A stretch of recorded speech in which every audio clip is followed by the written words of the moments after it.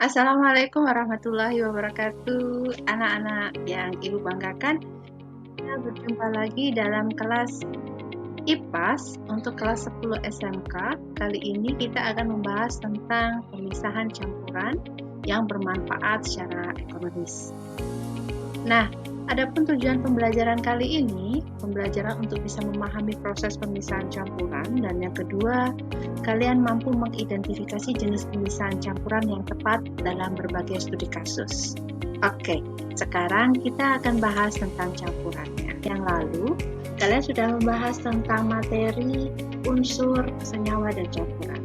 Nah, kali ini campuran ada yang homogen dan ada yang heterogen. Homogen merata, sehingga setiap bagiannya mempunyai sifat yang sama. Sementara campuran heterogen ada beberapa penyusunnya dan bisa dibedakan satu dengan yang lain penyusunnya. Seperti contohnya yang homogen sirup dan yang contoh heterogen adalah es pisang hijau. Lanjut, lalu Bu, kalau kapan hari Ibu cerita kalau di alam ini sulit sekali menemukan suatu zat yang berdiri sendiri atau mudah. Lalu dia bersenyawa dan tercampur dengan zat lain. Lalu bagaimana kita bisa mengambilnya dari alam? Ya, dengan cara memisahkan zat itu dari campurannya, Kak. Nah, yang pertama, yaitu filtrasi. Proses ini merupakan proses pemisahan campuran yang heterogen, yang mengandung cairan dan partikel-partikel padat, yang menggunakan media filter atau penyaring, yang hanya meloloskan cairan dan menahan partikel-partikel padatnya. Contoh yang paling sederhana yang kita jumpai dalam keseharian adalah saat ibu kalian menyaring teh atau kopi. Bisa dipahami ya.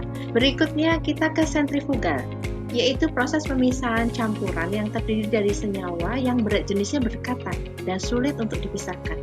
Jadi, misalnya pemisahan krim untuk mendapatkan bagian dari minyak kelapa. Nah, dengan cara centrifuge seperti ini akan terpisah tuh minyak sama krimnya.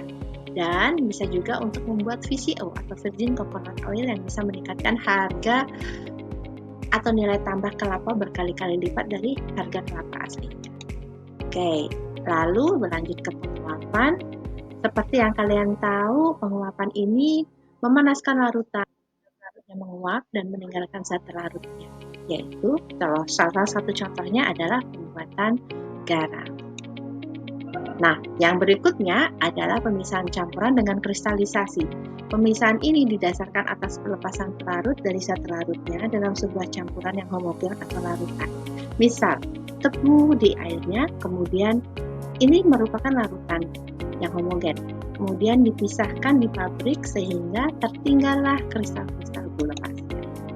Nah, berikutnya adalah destilasi. Ini merupakan pemisahan yang didasarkan perbedaan titik gigi dari masing-masing zat penyusun campurannya. Proses destilasi terdiri dari dua tahap, yaitu penguapan dan dilanjutkan ke tahap pengembunan. Contohnya, kita bisa mendestilasi minyak esensial dari lavender atau mengambil alkohol dari larutan alkohol yang belum murni. Lanjut, ini destilasi bertingkat. Ini digunakan pemisahan untuk dua jenis campuran yang sama-sama mudah menguap. Misalkan, dari minyak bumi, kita destilasi secara bertingkat, terjadi penyulingan minyak bumi menjadi LPG, solar, aftur, kerosin, dan lain sebagainya, hingga nanti tertinggal residunya berupa aspal yang kita bisa pakai untuk pemerasan jalan. Ada lagi yang terakhir, yaitu absorpsi. Penarikan suatu zat terhadap zat lain secara kuat sehingga menempel pada permukaannya. Contohnya, kadar polutan saat kalian membuat sabun dari jelantah, itu kan bisa menempel di arang aktif yang kalian berikan di dalamnya. Nah, sekarang ada juga tuh satu pil arang aktif yang bisa membantu seseorang yang sedang bermasalah diare. Oke, sekarang waktunya kalian menguji pemahaman kalian. Berikut ini ada mini quiz di mana kalian harus mencocokkan antara kasus dan pemisahan campuran yang terdapat di bawah ini. Gitu ya. Misalnya, air keran yang keruh. Yang paling cocok adalah yang mana?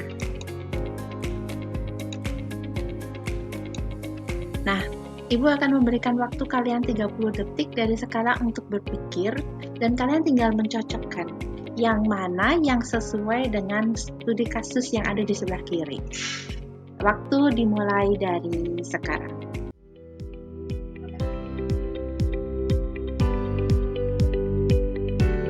Tolong dicermati baik-baik. Jangan sampai tertukar. Ya.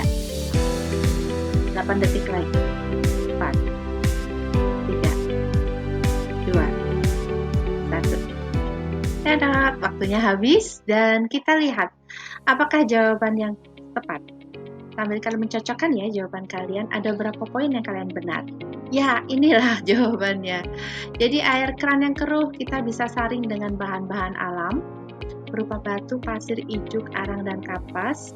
Kemudian kandungan minyak atsiri kita bisa lakukan dengan destilasi. Kristal garam yang kotor kita bisa lakukan dengan tambahkan air, saring, lalu diuapkan lagi sehingga tertinggal kristal garamnya. Kemudian menurunkan kadar cemaran bisa dengan menggunakan arang aktif dan mengambil kerosin dari campuran minyak mentah memakai destilasi bertukar. Baiklah, anak-anak sekalian, demikian pemaparan materi untuk kali ini. Jika kalian jawabannya tidak banyak yang betul, ini waktunya kalian mengulang kembali. Jangan sungkan untuk bertanya dan diskusi di lain waktu. Sampai ketemu. Assalamualaikum warahmatullahi wabarakatuh. Terima kasih.